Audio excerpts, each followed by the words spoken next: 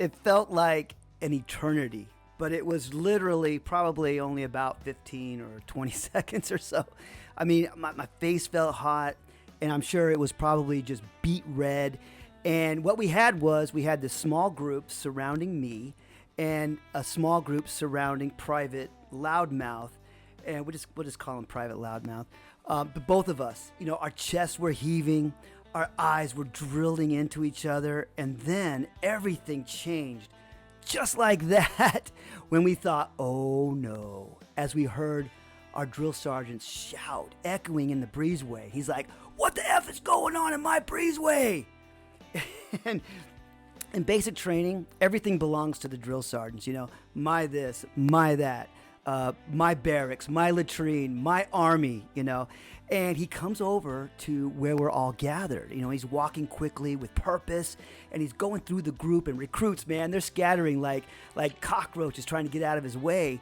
And all we could do was just stand there and wait for what was going to happen. And we knew, he was clearly annoyed. And when he got to us, it didn't take a genius to figure out what was going on. And then, as I stood there, I'm still breathing heavy, not knowing what was going to happen next, our drill sergeant, he takes one step towards me, and the brim of his hat is like millimeters from my forehead, and he says, "You, Private."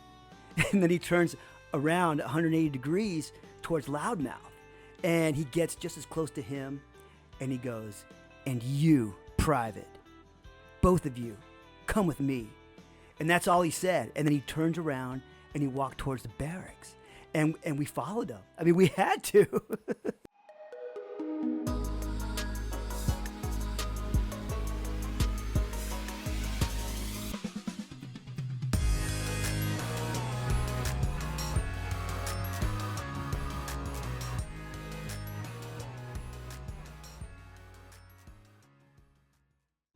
Hello everyone, my name is Bishop Freesh, and wherever you may be watching or listening, I want to take this moment to first thank you for taking the time to be here. And if this is the first time you're dropping by, hey, welcome to My Life Through Music. And what this is this is a project where I talk about the songs and music that were either there at the time, or they describe the thoughts, feelings, or emotions I was experiencing during these particular places and during these particular times. And the song that represents perfectly these memories is Where I Come From by Montgomery Gentry, released in 2011.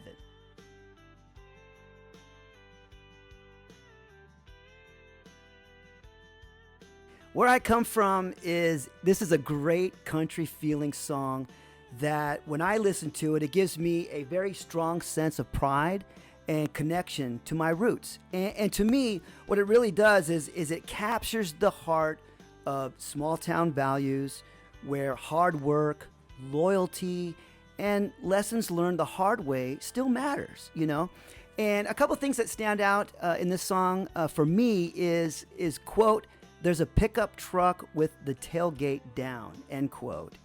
And man, that always hits me because when I hear that, I think of all of the awesome people that I actually did sit on the back of a tailgate during those times, and the memories of that. And another part of the song even talks about moments where two guys they get into a fight, but there's no trouble, no cops, just some lessons learned and probably a little bit of respect for one another.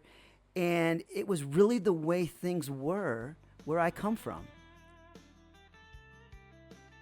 So at the end of every training day, which always dragged into the late night, before we could even think about sleep, there were certain things and certain preparations we had to do. And one of those things was we had to shine our boots for the next day. I mean, it was routine. It was a given. It was just what we did. And really, especially in the beginning, this was the only time for us to kind of unwind and be able to talk a little bit. And I think it's human nature that when groups of people are left alone, especially in a situation similar to this, for people to try and connect in some way. And so what we would basically and naturally do is we would just coalesce to what we felt were groups, where we thought we had stuff in common or we were similar in some ways. And I mean, we were all new. I mean, we were just strangers thrown together in the chaos of boot camp. And we hadn't had the time to get to know anybody. You know, we were just there. I mean, throughout the day, I mean, there were drill sergeants everywhere watching your every move.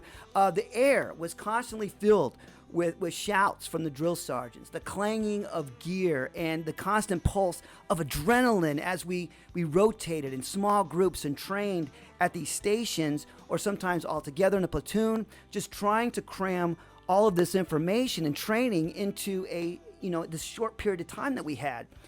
And so basically, in many ways, we all were in adapt and survive mode. I mean, all day, every day.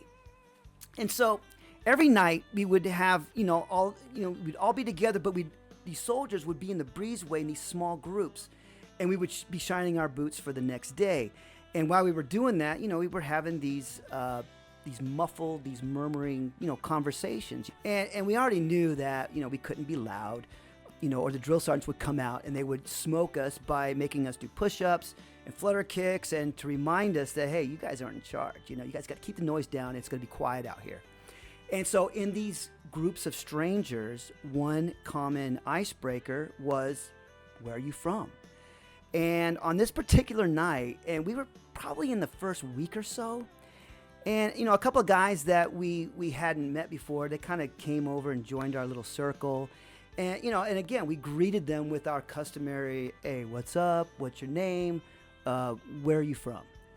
And as we were all talking, this guy from the next group, not in our group, but the next group, it felt like he was kind of like talking smack about the people in our group.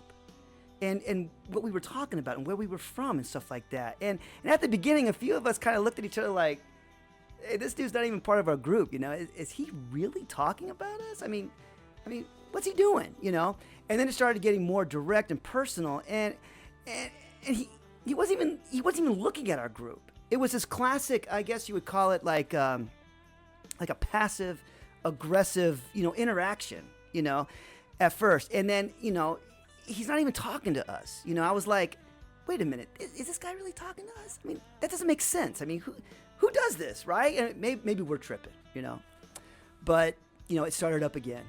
And it became very obvious that he was making these snide remarks and these comments towards us. And it was getting loud, and the rumble in the breezeway started getting louder.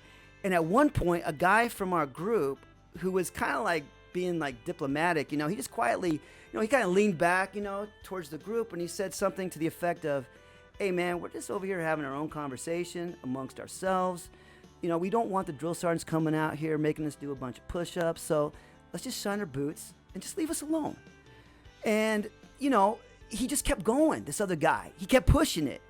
And he went, he's kind of like going around our circle, just tearing everybody, down and talking about their hometown and like it was some kind of sport or something, He was laughing at the places we called home and making these comments about them, making fun of each place, like it was like beneath him or something.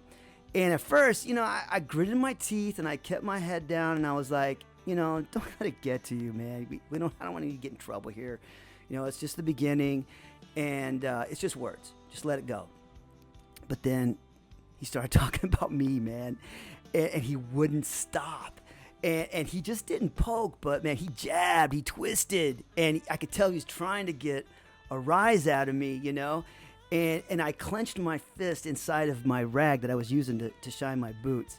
And so a lot of us, what we would do is we would take a T-shirt and we would cover the first two fingers of our hand, and we would twist it and wrap it around our wrist and hold it with the other free fingers, and that would give us this little surface, and we would dip our fingers into the polish, and then we would apply it to our boots, and with a little water, a little spit, you could start getting a good shine on it. And so anyways, this is all happening. I'm gripping this rag and I'm trying to hold it together. And, in my heart, it started to pound, even louder and harder with every word, with every put down, to the point where I told myself, all right, man, if this dude says one more thing, I'm going after him. And 2 seconds later, he said something. And without thinking, I shot up, and I could just hear the rage pounding in my ears, and I charged at him, and I had my fist cocked back, and I was going after him, man, with every ounce of pride, every ounce of loyalty I had, just fueling me towards him. And I was about to hit him. I was going to hit him with everything I had. But just before I could throw this punch, bam! I'm suddenly jolted back as if there was like a chain or a rope connected to my belt. It was my buddy from Nebraska. And what he did was he took his left arm over my left shoulder, took his right arm underneath my right arm, and he pulled me back away from this guy. And he just kind of jolted me back into reality, from this really bad decision and these serious consequences. And I was like, oh my gosh, what just happened? I just lost it.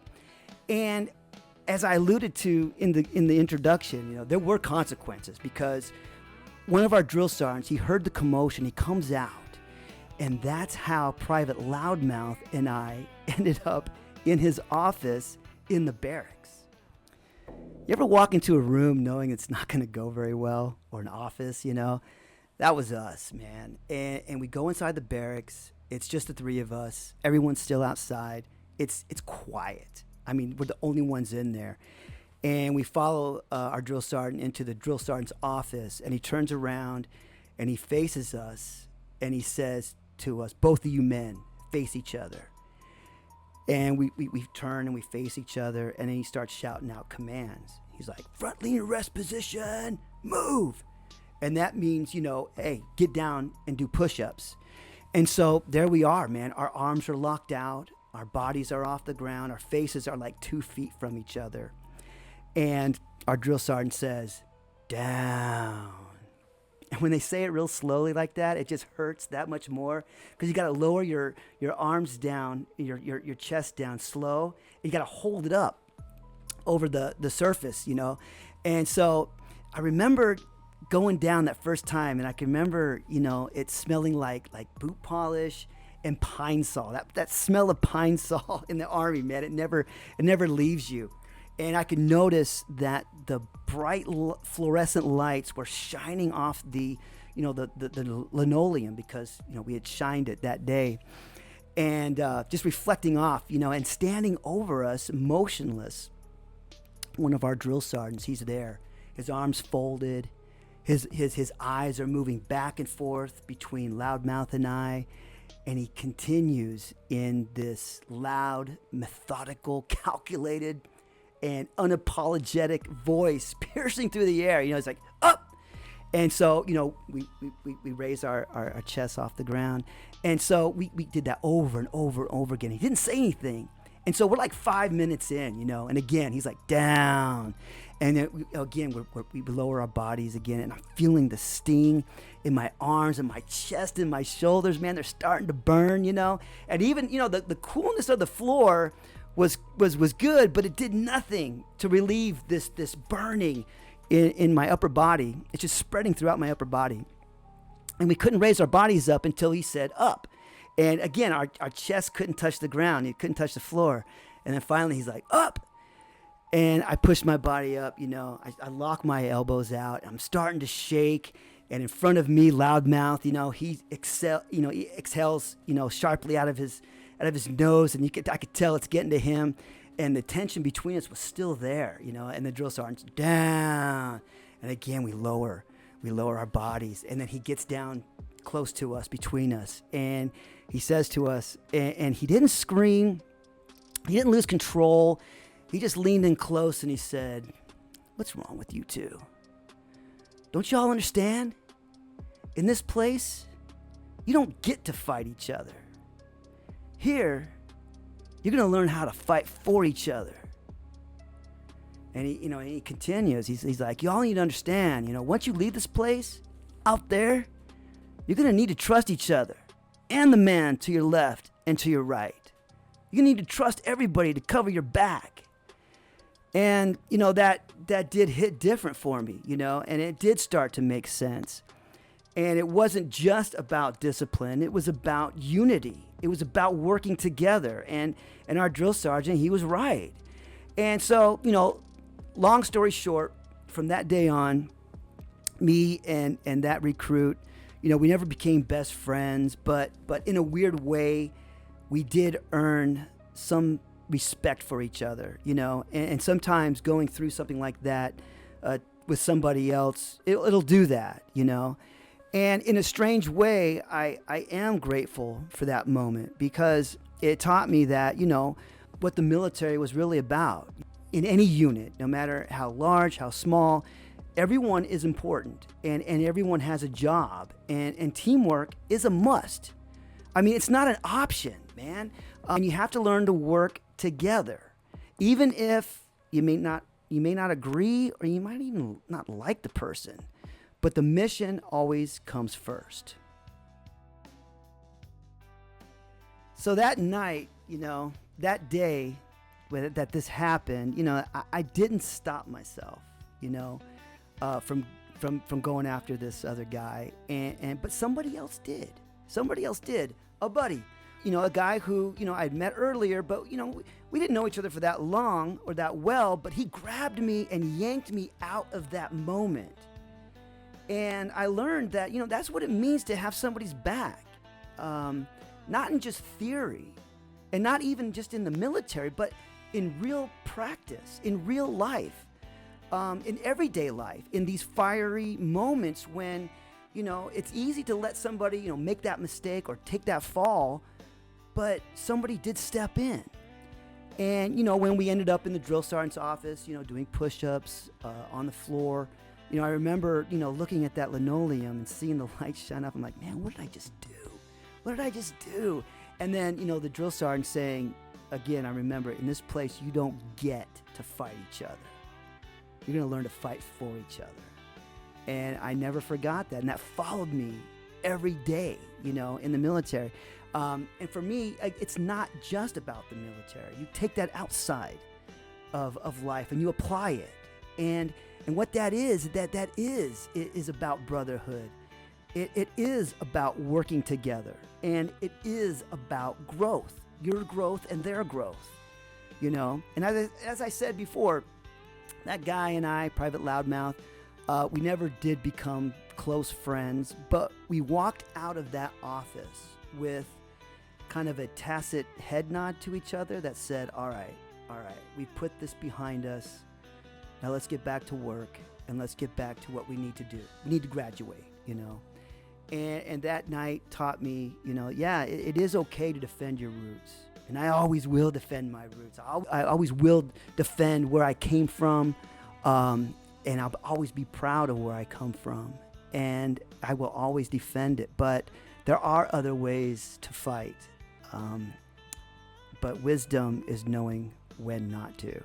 And I hadn't got there yet. But I don't want to go off in that direction. I'll probably tackle that in another story down the road. But in life, sometimes it does take someone to remind us,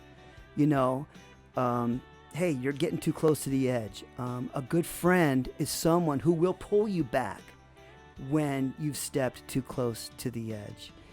And this is why where I come from Montgomery Gentry, is right here in my Life Through Music playlist. And why I got to thank Montgomery Gentry for this awesome song. And I'll put a link to it, as always, in the description below. You can go to it directly right now if you want to, or you can listen to it later, however you access your music today. But I really encourage you to go listen to it. And when you do, I want you to consider a couple of questions. I want you to consider, where are you from? What does it look like? What does it feel like? What are the people like? What is the vibe there? What does it mean to you? If someone asked you where you come from, how would you answer that? And have you ever been in a moment where somebody, disrespected where you're from, your roots, your story, and you had to decide how to respond? And if you were ever in that situation, how did you respond? Have you ever had someone pull you away from the edge like that? And what was the situation? And have you ever thanked them for it? What did you learn from it? So Beyond that, what I've already shared, there honestly wasn't really a whole lot more to tell about basic training. I mean, nothing really too flashy. The days just kind of blurred together. They were long, they were hot, they were humid, they were full of repetition. We did things over and over and over again until everybody got it. Everybody got it. And not just understood it, but everyone really, really got it. And that was the point, you know, that was the point of why we were there.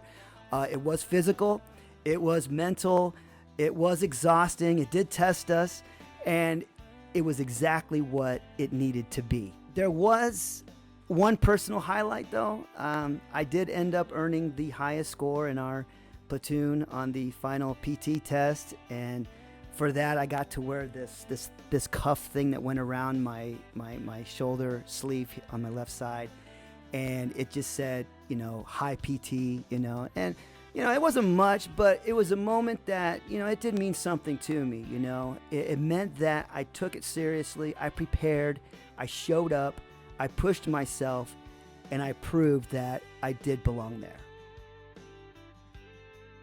And then came our orders. So while we were there, towards the end, I can't remember exactly, it might have been in the middle or towards the end, they had us fill out what they called a wish list. And what that was is exactly that. It was a list of places that if you could pick where you could go, you would write them down, you know, 1, 2, and 3, you know. And so everybody put Hawaii. I mean, they still did have artillery units in Hawaii at the time. I remember them saying, you're not going to get it, but you can put it anyway. And everybody put Hawaii. I mean, who wouldn't? But I didn't get Hawaii. I got something else. I ended up going to a place where it was cold, and we trained, and we trained, and we trained, and we shot, and we fired, and we shot, and we trained some more, and we shot some more, and we fired some more, and it was just nonstop. It was nonstop. And I'm going to talk about that the next time I talk a little more about my life through music. Thank you very much for being here. I appreciate each and every one of you watching. If you have any feedback, if you have anything to say, or if you ever want to share something that maybe popped up in your mind during the time watching this, or you have a similar story or experience, I'd be honored to read it. And I'll see you next time.